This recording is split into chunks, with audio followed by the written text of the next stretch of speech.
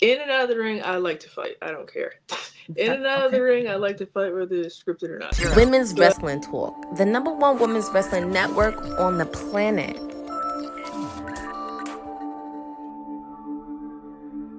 Bonjour, you're watching Women's Wrestling Talk, the number one women's wrestling show on the planet. My name is TK Trinidad, and today we have an amazing show and, of course, nothing but amazing guests. She is the Dragon of Malice, the first ever DCW Women's Champion. Please welcome Jazmyne Hao. How are you doing? I'm doing good. So, the first question I have for you, are you for or against Drake?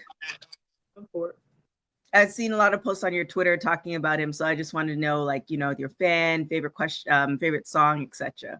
My favorite song? Oh, that's tough. Uh, wow. I have a lot. Mm. I don't really have a favorite. I listen to a lot of music. Let's see. I would say great suggestion. Brutal by Olivia Rodrigo. Okay. All right. All right. And so let's get into the wrestling part of it. For those who may not know who you are, what's kind of your definition of Jazmyne Hao, both in and out of the ring?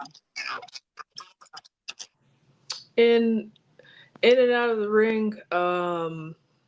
Let's see. You kind of get two different versions. Either way, I'm sarcastic and fun to be around. In the ring, uh, let's see. It's a great description. For me, it would be, well, obviously, in and out of the ring, I like to fight. I don't care. In Okay. and out of Okay. the ring, I like to fight whether it's scripted or not. But in the ring, I like to call myself well rounded. Mm-hmm. Bit of a striker, high flyer, um, hit hard. Just want to hit that out. Very, very hard hitter. And out of the ring, same way, you know. Okay. So everybody should be very afraid. This is what you're saying. Everybody should be afraid. Okay. Whether Uh, you're whether you're a man or a woman, you should be afraid. Oh, okay. Well, there it is. You've had some good trainers, some great trainers, I should say. George South and Caprice Coleman. Starting with Caprice Coleman, what was kind of, I've had the privilege of meeting him a couple of months ago, and really great wrestler, announcer, everything, a lot of experience. What advice has he given to you that you kind of still hold on to in your career? The advice he's given me, let's see, he's given me a lot. He's still helping me out today. I love him so much. Um, but most importantly, the thing Caprice has taught me um, is to be bigger than life. Mm. That's one of the things that I've learned from him over the years. And it was something that I struggled with so much when I first started. But he's kind of morphed me into that. And when I feel like I'm not, when I don't feel like I'm bigger than life, I just think about like all the things that he's taught me and that he continues to teach me. He's a very great mentor, and I don't know what I would do without him. Okay. Okay. And then what about George South? George South, oh, there's a lot of stories about George South. Um, George South is more of George South is more of a no barricades with that guy. But I love him. I know when I first started with George, obviously very scared, didn't know what to do. And I'm like, oh my god, this is George South. Like I just like trying to impress this guy, but also at the same time, like, hey, this is fucking scary. Mm-hmm. Um, uh, but yeah, George, he's been the person to teach me to keep it very simple. And then let's talk about big accomplishments. You were on Ring of Honor, had a match with Red Velvet, another friend of the show. What was that experience like? And have you did Red kind of give you any like parting words? That experience was incredibly fun. I will say, especially working with Red Velvet, I would love for us to have an actual match in the future. Mm-hmm. But working Red Velvet, it was very fun. She gave me uh, she gave me some good pointers, I would say, and first of all, made me feel very safe, very comfortable. And she's one of those people that once you meet instantly, you just kind of open up to her immediately. And the whole Ring of Honor experience was something that hard to explain, but it felt like definitely felt unreal. It was like one of those Mm-hmm. unreal experiences, but also one of those very welcoming experiences. Like you just feel like at home, basically, and that's what it's like in the ring with Red Velvet. You feel very at home, Okay. What if was that so? makes any sense. No, it does make sense. I also had the privilege of meeting her as well, interviewing her, and I do a lot of interviews. But when I met her in person, it was just like it just felt like, oh, she's one of the girls and all the things. But how did that experience come about? Like Ring of Honor, did they call you, or did your trainer kind of get in touch with them? What was when you heard the news? What was the first reaction?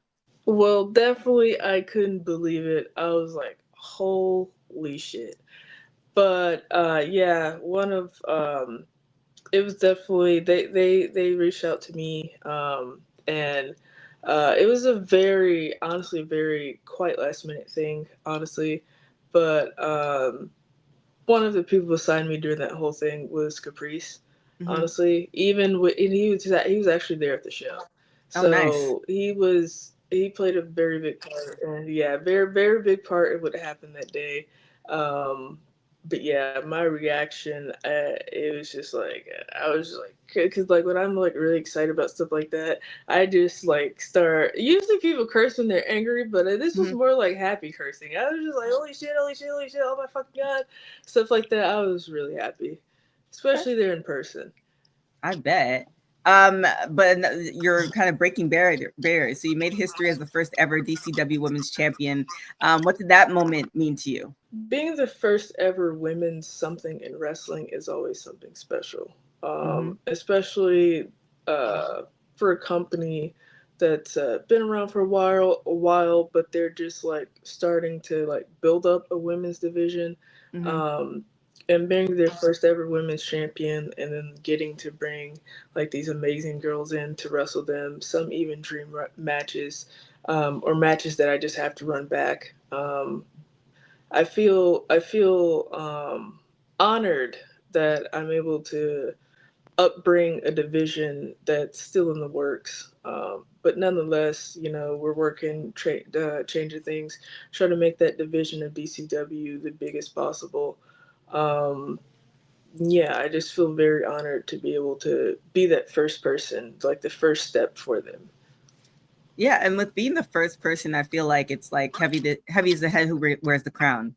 You're the first person. I feel like there's more of a target on your back. But what is there? Do you feel the pressure, or were you built for the pressure?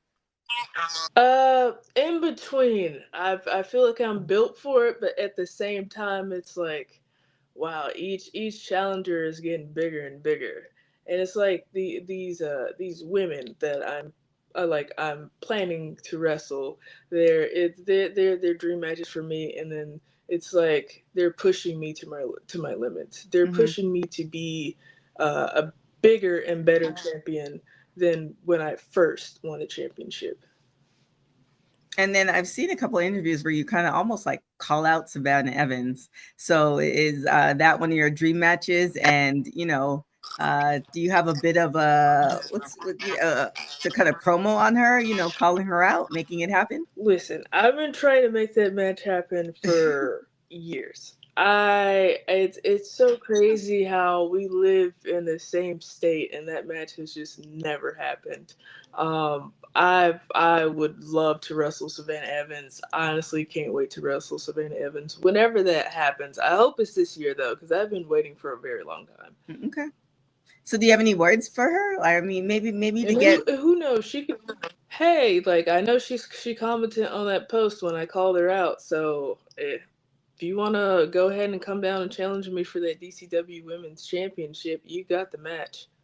Oh, okay, well there it is. Other than Savannah Evans, male or female, who else would you like to have matches with in the future?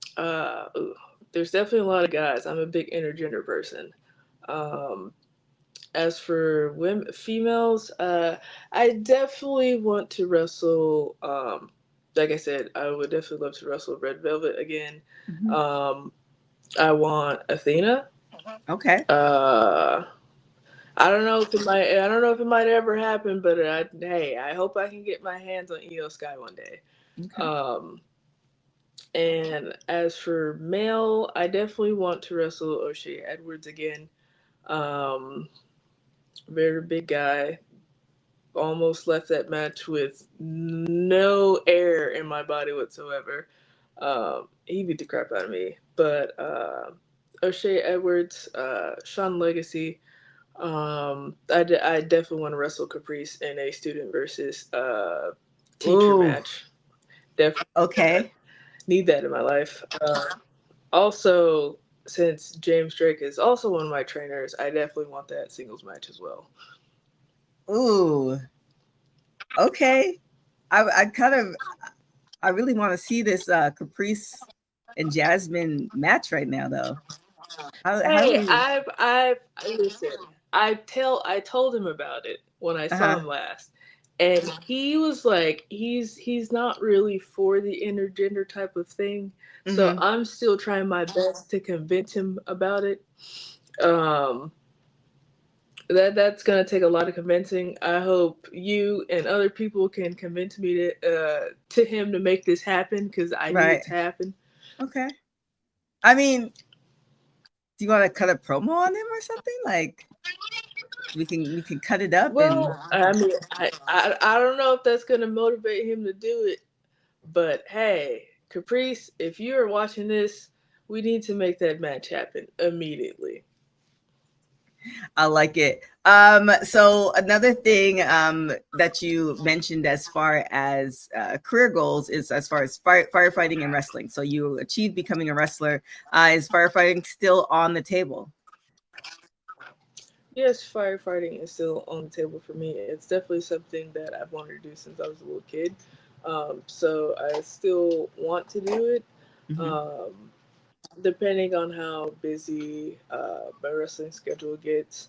Because, like I said before, the reason why I didn't choose it at first, because when I was a lot younger and I was thinking about it, I was like, well, there's no way I could be a wrestler and a firefighter at the same Mm-hmm. time. That's just not possible.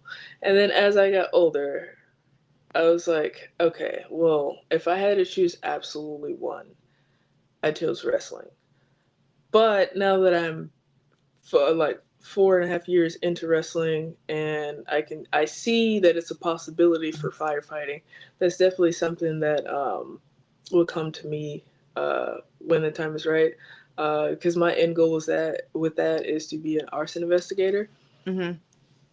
So I've just had like a strong knack for being an arson investigator. It's like all I've been talking about for years and years. So I'm definitely looking to make that happen, especially in the firefighting industry here. There's not many women in firefighting, Mm-hmm. especially black women. So I'm definitely looking to be a part of um, growing the numbers for black women in firefighting and just women in general. I like it. Now, with being in the wrestling industry for 4.5 years, what are challenges that you faced? And then also, if you could talk to your younger self 4.5 years ago, or even 5 years ago, what would you tell them? Um, I would tell them that because when I first started, I didn't know how big I was gonna go. Um, I didn't know how far I was gonna get, but definitely to my younger self, um, I would like to tell you to be patient. Patience is something that is very important in this industry, um, and also importantly, hard work. That Mm-hmm. as well. Um, 4.5 years ago, I was just like, well, I was obviously, almost everyone is nervous when they have their first match. Mm-hmm. Um, After that first match, once you finally get it out of the way, then you're ready to like do all these crazy things. You're ready to go all these places and this and that, and it might not happen for some people. For some people it will, but definitely where I was when I first started, versus now, it's definitely somewhere that I didn't see myself being in such a short amount of time. And I know that like I still have a long road to go, a Mm-hmm. very, very long road to go. Um, but you know, difference between then and now is crazy, especially with the people that I've had alongside me, guiding me to where I am now. Mm-hmm. I will always be grateful for those people. Um, 'Cause I know at first I was a little bit stubborn, not kind of really listening, but I definitely take their advice to heart now. Okay. I like it. Now, as far as fun, I mean, I know wrestling can take up a lot of time, getting things together, booking matches, all that good stuff. Not booking matches, but going to matches and traveling. But what do you do for fun? Fun, definitely. I love to play loads of video games. And when I'm not playing video games, I just like to have private time with family. Family is definitely big for me. Mm-hmm. I love being around my family because I miss a lot of events with my family. So every second and moment I have with them is great. And also just hanging out with friends. Um, Doing stuff with friends, going out, whether that's the party or just to like go to like an amusement park or something. Mm-hmm. I don't. I It's despite how they may look. My friends outside of wrestling, I don't really get to see them all often. My friends in wrestling see those fuckers all the time. So it's definitely hard. It's definitely hard to hang out with everybody, especially friends that were here before all the wrestling stuff came. I just have to make time for it because I barely have time to play video games or like hang out with friends and stuff like that as is. So, Yeah. like I said, I take all that time with people like in my life, me spending time with them. I try to do that as much as possible because, like I said, sometimes you don't really know like when someone's not gonna be here anymore. So This is true. you gotta, yeah, you gotta spend time with those people. Text them, tell them you love them, FaceTime them, call them. Yeah. It's kind of almost like, I wouldn't say exhausting, but you try to do your life, but you also, are very mindful of that tomorrow's not promised. So you try to balance it all. It could be a lot, but making the effort, true friends and family members will definitely appreciate Yeah. it. Like so with that, like it's definitely a lot juggling all that. It's very stressful. It can definitely take a big hit on your mental health. I will say that. Hmm. Let's talk video games. I know you don't have a lot of time to play them, but do you have favorite video games? Oof, I play a lot of video games. Um, I will say one of my favorite franchises is Far Cry. I love Okay. the Far Cry stories. Um, So is Life is Strange. I love a good bit of the Life is Strange stories. One I didn't really like is four. I didn't really like four that much. I don't know if Okay. you've ever played that series. If not, I really recommend it. Okay. Life is Strange. It's it's about I want to well they're not they are kids. It's about these kids that have like a supernatural ability. Mm-hmm. They each have different ones. Like all three of them have different ones. And it's definitely one of those like you have to play for yourself to see. Like Okay. I could sit here and explain how great it is, but you really have to experience how great it is. Okay. So those two, and I like a lot of like open world games like Red Dead Redemption, stuff like that. Right now, I'm currently playing Dead Space because I wasn't really a big fan of it back then. It wasn't really Mm-hmm. my taste. But I started playing the first game and I was like, wow, I've been missing out on this. It's pretty fun.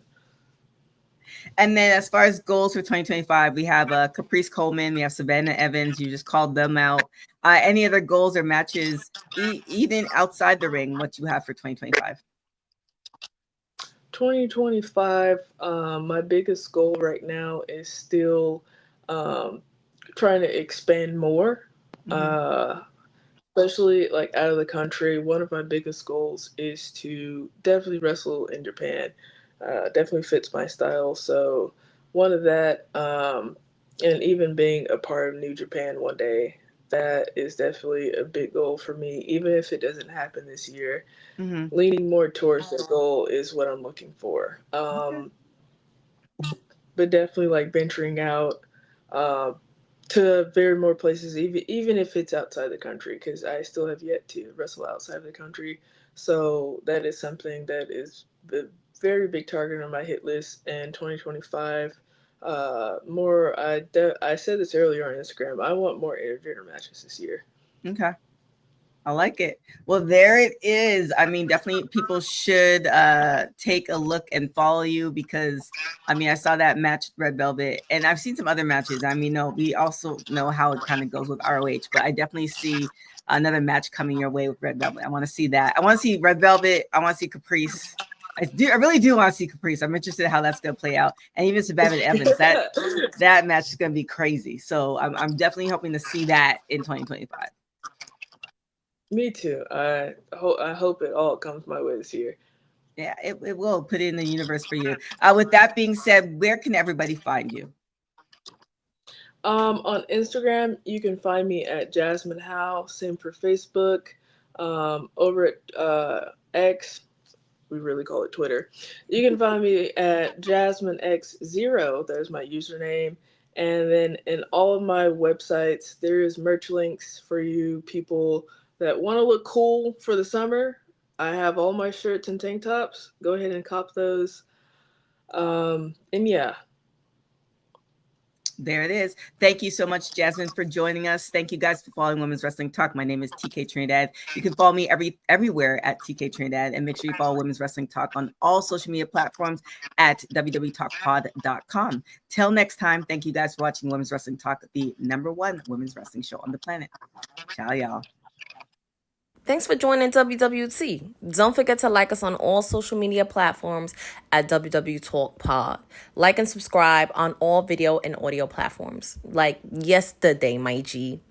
And check out our website at www.talkpod.com. Thanks for watching Women's Wrestling Talk, the #1 women's wrestling network on the planet.